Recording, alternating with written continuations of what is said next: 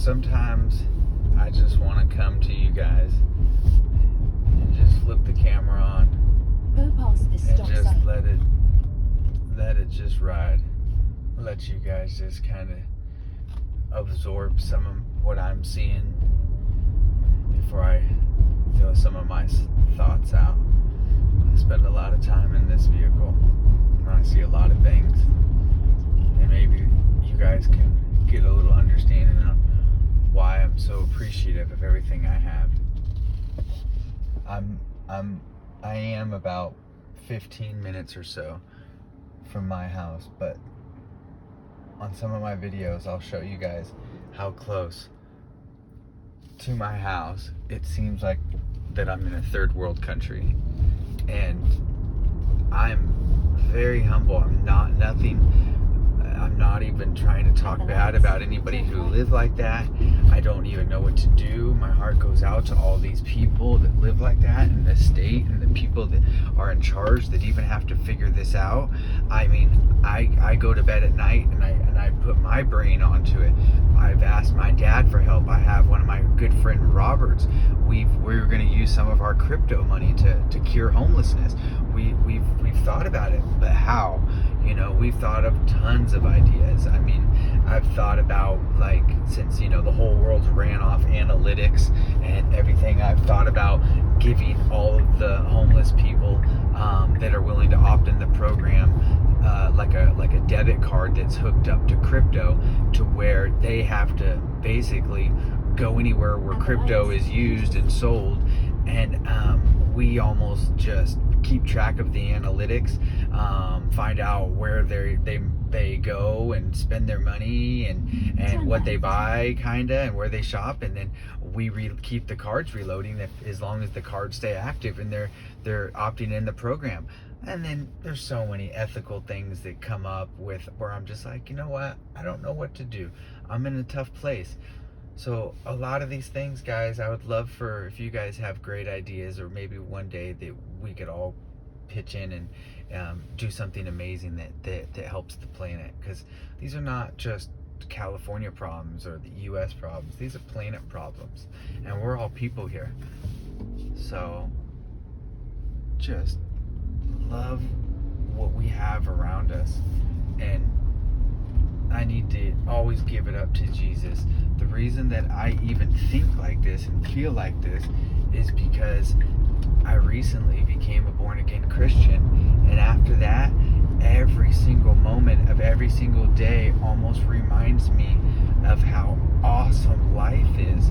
So much so that, have you guys ever just loved being sober? I'm sure a lot of people who watch my channel know exactly that feeling, but what about the people that spent a lifetime of doing drugs or alcohol or maybe trying to hide whatever they were hiding from? That was me. And now the feeling of just being sober is amazing. And if you're ever not sure and you're in my spot, there might be a time that God will let you know, because I was maybe not sure. I knew, actually, but maybe there was a little bit hesitant. Well, I sadly had a drink, not got drunk, but had a couple drinks. I woke up at a wedding. I was the best man at my friend's wedding, who's like a brother to me. Shout out Josh. And I woke up the next day with the meanest hangover. I'm 36 now, and I'm like, wow, how did I do this every day?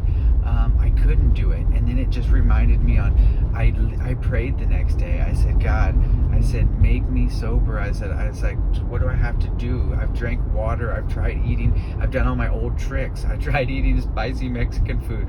I've tried cold water. I've tried bread. I tried everything. I prayed. That's the one thing that I never tried in my younger days, was praying. I prayed to Jesus. I said, please make me feel better. You're right. I thank you for showing me. I never want to be like this again. Just a few hours later, by the end of the night, I was able to eat. My hangover was done. And I never wanted to ever even have a couple drinks. I'll be the one that is encouraging people that it doesn't matter if you're at a wedding and you're the best man. it's okay to just have juice, or it's okay to not even pretend to have a toast. Just say no thank you, or water or juice is fine. But like I've said in my previous videos, the best feeling if you guys want to get high is that warm feeling, that fuzzy feeling, that like little type of butterfly feelings that you get in your stomach when you do something good for somebody, or maybe when you were younger, if you can remember the first time you liked a girl or a boy, or fell in love, or you know that warm tingly feeling. That's the feeling that you guys should try to get high on. That's the feeling I want to get high on.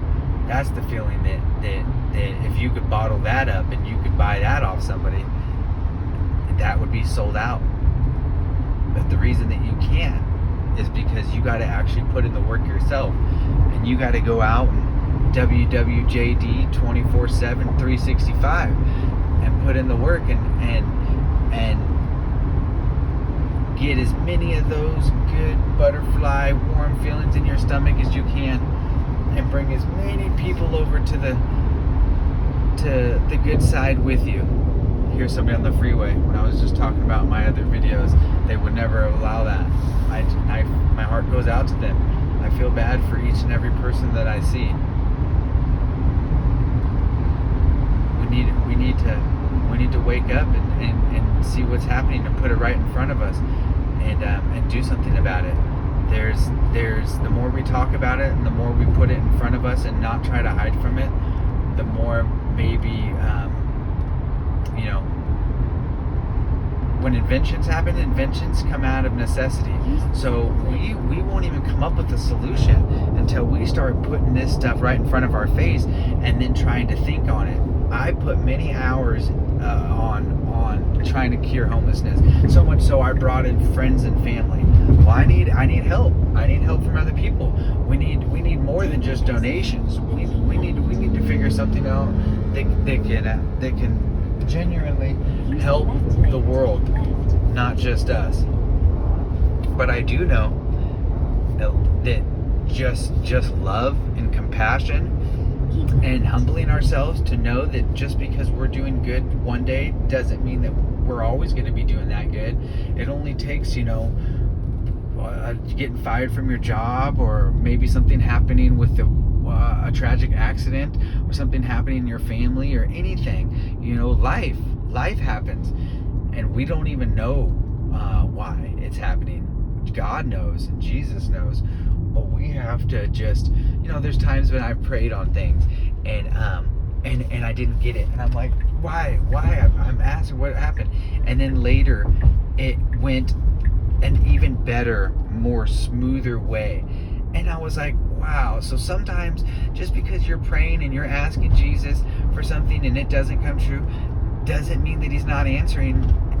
We have to listen, or we have to open our eyes and see maybe better, because he might be doing it a different way that we didn't even realize was actually better for us and our family. And we have to have patience. And me, better than anyone else, I'll tell you that I don't have the patience. The patience is what I'm still working on. That's my everyday struggle. And without Jesus, I definitely would be lost.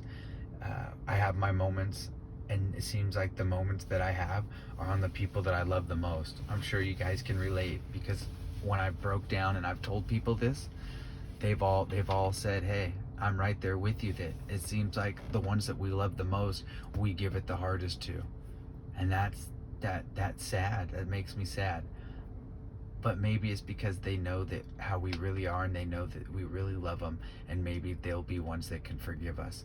Maybe these random people that we're so nice and loving to. Sometimes I've even asked myself, man, I wish I could be that nice and love my own family like I love my people I encounter, whether they're people at the grocery store or your neighbors or your coworkers. It seems like we're just loving and nice to everybody, and then we're just so quick to jump down somebody in our family's throat. Why is that? Oh, there's an excuse for everything. Well, they know better. They know how I am, or they should know better, or I've already told them before. And well, you know what? It's okay. It's okay. Well, then if you've already, we got to figure this out. If we've already told him before, where's our patience at? Well, now I'm realizing I don't have no patience. And patience is so key. It's so key. Maybe that's why some of the people that I look up to in my life are not all of them, but some are very calm. I like that calm demeanor. I've met a lot of crazy chaos and hectic people that are amazing people. My family is loud and obnoxious and crazy and fun and loving, and I wouldn't have it any other way. So don't just think that patience and calmness and sometimes just listening and seeing what's going on and not saying anything is always it is a good thing.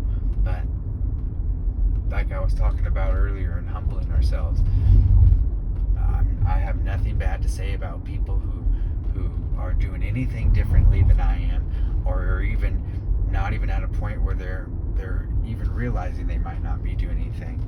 It was just me 2 years ago where I wasn't even at a place in my life where I was trying to better myself, and I could have encountered one person or multiple people that were on a spiritual journey like I am today, and they could have let me have it, but they didn't. They just knew that I wasn't at that point.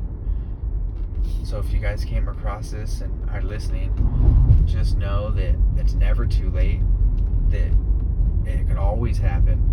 I was 33 years old when I decided to quit drinking and smoking cigarettes and doing drugs and give my life back over to Jesus. And as the more and more I went to church and read the Bible and